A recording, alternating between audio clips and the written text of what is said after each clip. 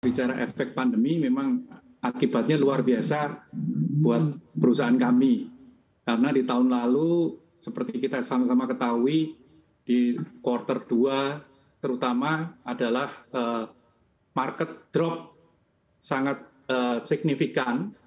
Dan sebenarnya secara company kita itu selalu menyiapkan strategi-strategi untuk memitigasi segala risiko yang timbul. Seperti kita juga fokus ke market domestik, tapi kita juga ekspor.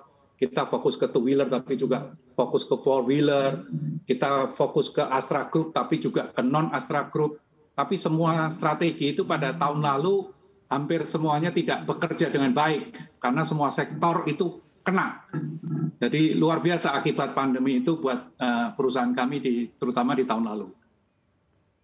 Ya, tapi kalau kita lihat itu, untuk Pak. kuartal 1 2021 ini meskipun pendapatan menurun tapi laba bersih yang dibukukan oleh Astra Auto Parts ini meningkat. Sebenarnya strategi efisiensi atau langkah-langkah apa yang dilakukan oleh Auto, Pak?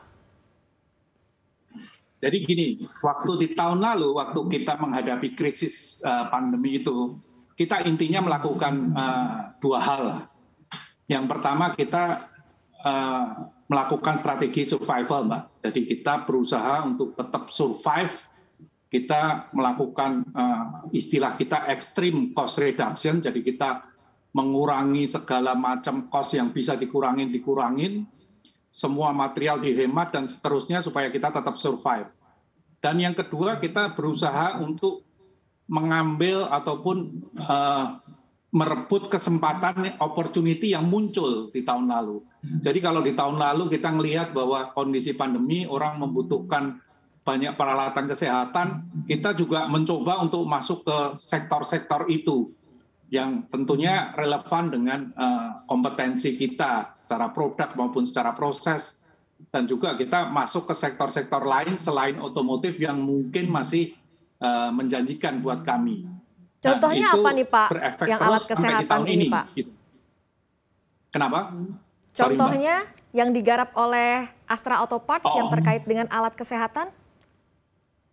Kita banyak membuat peralatan, jadi misalnya kita yang paling sederhana kita membuat beberapa jenis masker misalnya. Jadi masker kita buat yang memakai elektromotor juga, jadi ada yang menghisap udara dari luar, dan kemudian kita juga membuat beberapa peralatan untuk dokter gigi misalnya, di mana alat itu digunakan untuk menghisap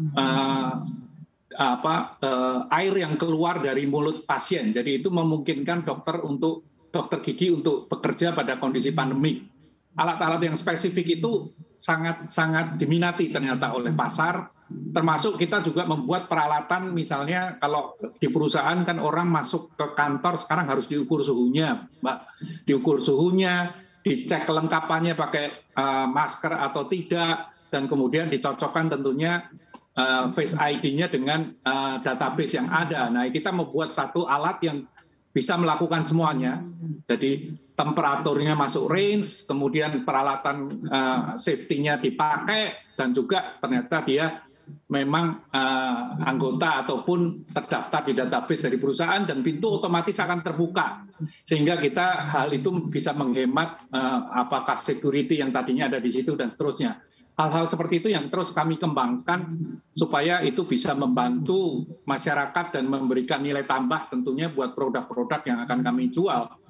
Untuk informasi lebih lengkap dan berita terkait, jangan lupa klik link di deskripsi. Install juga aplikasi CNBC Indonesia di App Store maupun di Play Store, dan please subscribe ya guys.